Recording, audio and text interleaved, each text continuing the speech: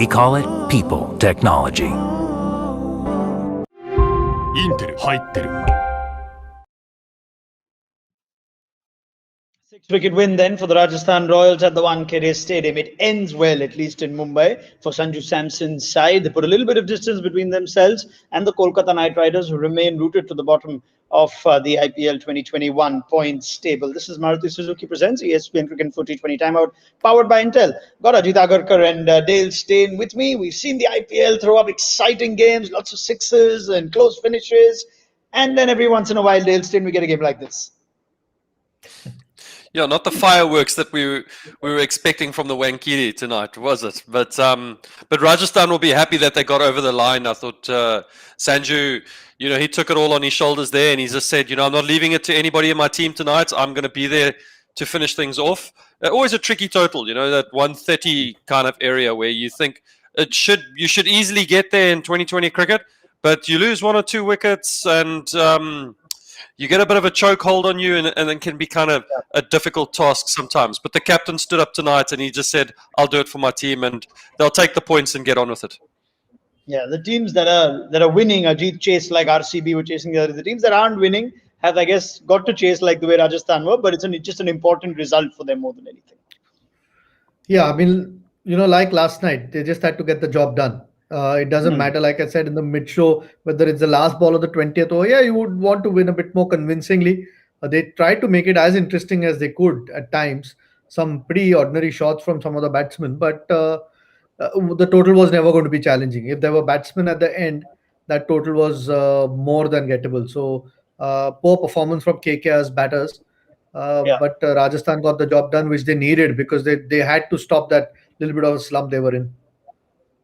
Now let's discuss both teams. Let's start with KKR, because now this is, I guess, Ajit, fairly entering tricky territory. 5 games and just the one win. Now all of a sudden, the franchise starts discussing what's going on. Can we salvage our season? There seem to be a lot of problems, though. What comes first to mind? I think they're batting for sure.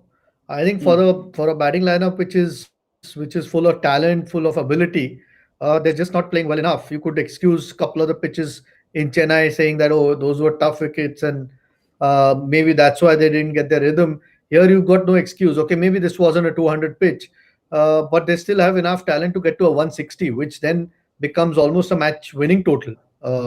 So their batting, they've got to fix their batting. There are a couple other issues, at least in my opinion. They've got to seriously look at someone like a Lockie Ferguson to come into that 11. Whether it's at the expense of a Morgan, whether it's at the expense of Pat Cummins or a Sunil Narayan, because he's someone who will win you games on these pitches. So that's the selections for another day. But I think the batting is the first concern that they're certainly having at the moment. I mean, it's a big one. Before I go to you, Dale, the problem is KKR's makeup of their overseas players. Morgan's captain, and you think Pat Cummins, Andre Russell, big players. Sunil Narayan, we are wondering why he wasn't in this team. It's not an easy team to break up the overseas players, it seems like, Ajit.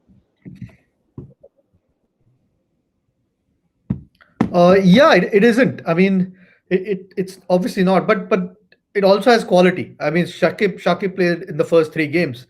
And he's another world-class all-rounder. So when you have options, but Lockie Ferguson, when he came into that team last season, okay, be it in UAE, you could see if provided something different to that attack.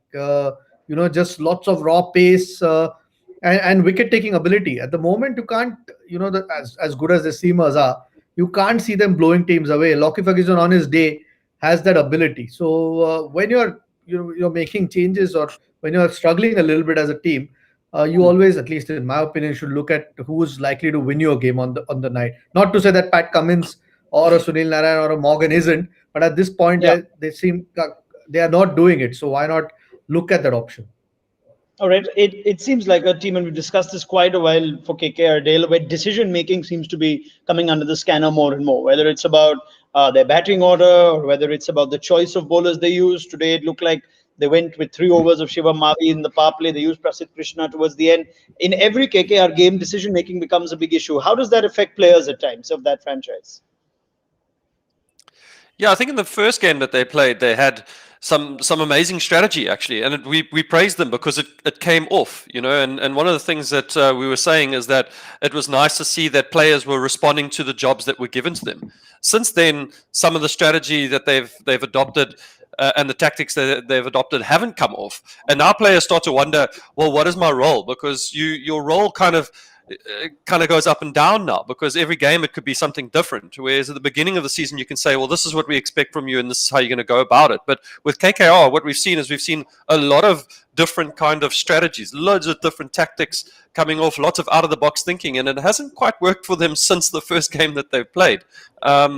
It's just strange to see some of the decisions that they've been making. But their batting needs to. You definitely need to look at their batting. There might be an option for some drastic changes in the next game, where you might see someone like Narayan actually open the batting now with Nitish Rana. Gill might be under a little bit of pressure. And like Ajit says, Cummins, being the fantastic player that he is, he hasn't really excelled with the ball yet.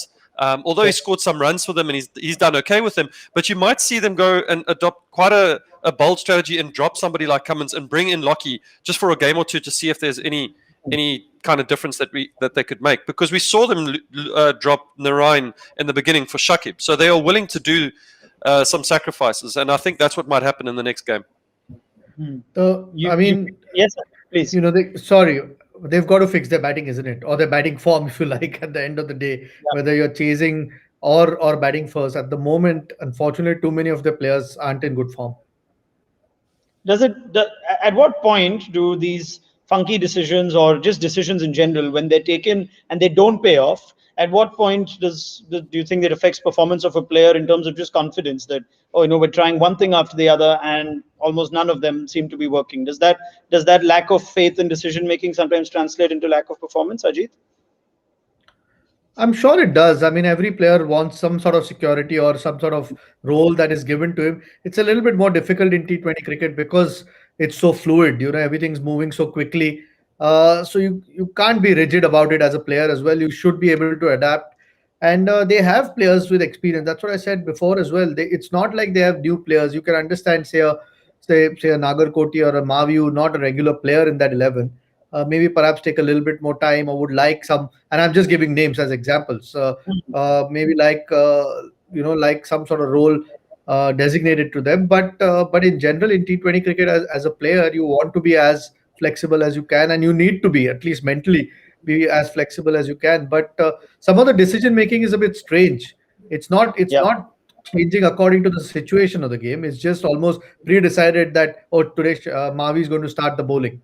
And X is going to bowl the fifth over, and a lot of times I'm sure teams have that sort of game plans, but it also should sort of evolve according to the situation there is. And at the moment, I don't think KKR are doing enough of that.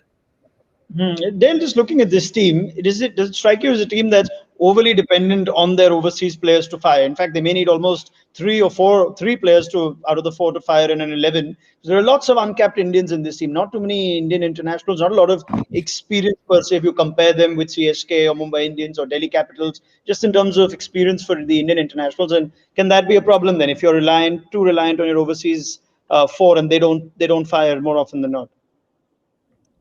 Yeah, it can. You really are relying on your overseas, and one of them is your captain. So that he's kind of running the ship for you there a little bit. But when you look at their opening batters, both of them are great opening batters. I think Shubman Gill was one of the highest run scorers last year for KKR. So he's coming into the tournament with expectation of being that kind of player again for them.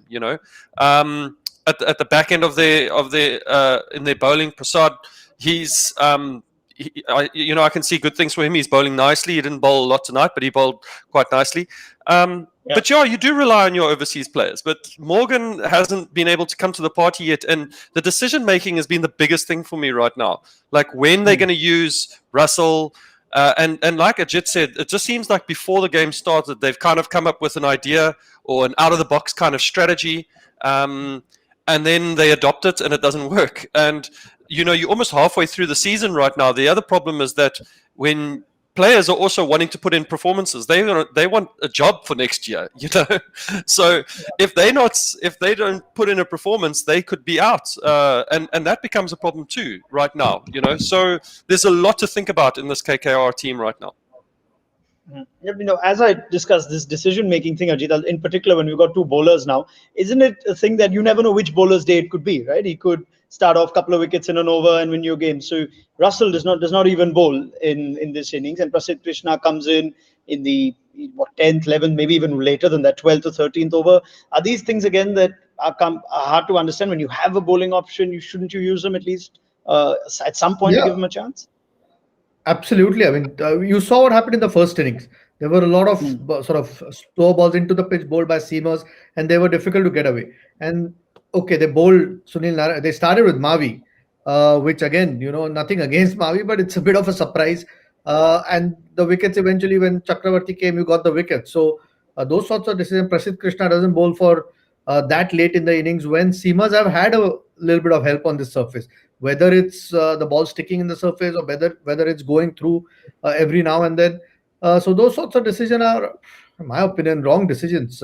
Whether there's a plan or not, they've got to change according to the situation, particularly when you're defending such a low total where and the team that you're playing is already under pressure. You can see how low the confidence is. They've got their own doubts. So then try and create that pressure earlier on. They might still have made a match of it. I mean, they almost did. But with that low total, you've got to get all your decisions spot on and not something that's pre-decided. All right, Dale. If I can add on to one thing like that, we've seen a lot of different decisions and kind of out of the box thinking from KKR, and it hasn't quite worked off for them. But if you look at a team like Mumbai, when they've tried to defend low totals, they've kept it simple. You've seen the same guys doing the same jobs over the last couple games, and they've either won or they've gotten really close to winning. And something that KKR they've kind of strayed away from, just simple cricket, knowing who is going to bowl when and just kind of running with their plan. It always needs to somehow seem to be a surprise element. Oh, we see Mavi open the bowling today and bowl almost out in the first 8 overs, really. And other bowlers coming in and not bowling their 3 overs, Russell bowling 1. So it's been a bit weird when you see other teams just following a simple game plan and almost winning games and actually winning games. It's been a bit of a weird decision kind of making from KKR. All right. Well, we've spoken so much about KKR. It's like the team that won didn't do much, and it just so happened that they ended up on the winning side. But let's give credit to at least one or two players from the Rajasthan Royals. Chris Morris had a good day. KKR may have helped with their weird decision making and batting plans, Dale. But we spoke of Morris, the bowler, needing to step up, and yes, his wickets were at the rare end. But he did get Andre Russell. He did get Dinesh Karthik, 4 for 23 today. Yeah, he's going to be very happy with that. And I can guarantee you that yesterday in the meeting, when they were talking about KKR, he would have sat there and he would have said, boys, leave it to me. I've got Russell. I've got the big boys. That's what he was like last year when I was with him at RCB. That's what he was like when he was in the South African dressing room. And I can guarantee you that's what he would have been like yesterday in the dressing room for Rajasthan Royals. Happy for him to come out and do what he did today, because he's done it with the bat in one game already, but he hasn't really stepped up with the ball just yet. He's bowled nicely. I'm going to give him credit. He's bowled nicely. He bowls in the difficult periods of the death. You might go for a couple runs, but today he picked up wickets and a low economy rate. But you could see he was up for the challenge today. Yeah, Sanjay Manjrekar makes this point quite often on the show. I don't know if you agree with it, Ajit, that the slot ball is not a bad ball to bowl, especially when a batsman's just come in. And Russell, even though he hit him for a 6 and previously in the over, he stuck to a slot ball. And Sanjay believes that may be the way to go. So Morris outsmarted Russell, who could have given them another 20, 30 runs. And who knows what would have happened then. I'm not sure they outsmarted it. I think the ball was too close to Russell. That was a good thing. He couldn't free his arms. It was quite close to him, and it was fairly full. I don't think it was absolutely slot. So, and with a tall guy like Morris, it's not that easy for a batsman to pick up length when it's quite full, particularly with his high arm. So, no, it's good bowling. We've said it a few times before. If Morris bowls well, then Rajasthan will, have a chance to do well in this tournament. Or if he doesn't do well, I think it'll be a very difficult tournament for them, because they bank on him so much, particularly now with Archer not there and Stokes not there either. Morris has to consistently bowl well for Rajasthan to do well in this tournament. Tonight was a good night. All right, that's it. It sums up. Tonight was a good night for Rajasthan. They were happy to see a KKR team that didn't quite show up with bat or ball, and that's pretty much our points table will reflect. Rajasthan have a little bit of distance with KKR, and they now make the trip to Delhi, whereas Kolkata Knight Riders head over to Ahmedabad. And Dale Steyn gets a couple of days off. Ajit Agarkar, you too, will be watching you. You'll be off to the 1K day tomorrow, so do enjoy coverage of the Chennai Bangalore game, and Dale, we'll see you again soon. Can't get enough of you. You still have a ball in hand. You want to bowl on days where batting looks hard, don't you? I can't put this thing down. I promise you. Like I pretend that I don't enjoy cricket, but actually I froth. I froth a little bit. I can see you bring it up on the days when there's 130 made and 110 or Chennai sort of games. The ball goes missing when there's 220, 240 anyway. But it's always good to have the great Dale Steyn on our show, as well as Ajit Agarkar. We'll see you tomorrow. It's a big double header. Chennai and Bangalore kick us off at 3 p.m. IST. So do join us then for Maruti Suzuki presents ESPN Cricket Info T20 Time Out, powered by Intel.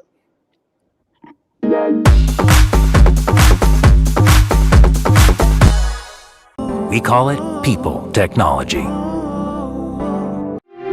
インテル入ってる